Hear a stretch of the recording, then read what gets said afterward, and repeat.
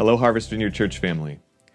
We have finished our weekend series on the Old Testament book of Jonah, where we saw God's pursuit of both the Ninevites and his own prophet Jonah, as well as God's compassion, his eagerness to forgive and call his people back to himself. We find the book of Jonah in the part of the Old Testament often called the Minor Prophets.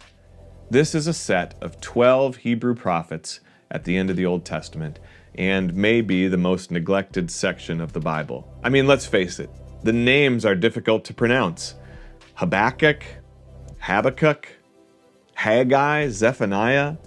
The imagery and historical context confuses us, and it's just easier to skip right over them and go to something that seems more interesting or relevant. Over the summer, we're going to attempt to familiarize ourselves with each of the minor prophets in a series that we're calling The God Who Pursues Us. We won't spend multiple weeks on these like we did with Jonah, but we will be looking at each one, trying to understand a bit of what they were trying to communicate in their context and what God might be saying to us now through these scriptures. Some may think of the minor prophets as books of judgment, which is true at times.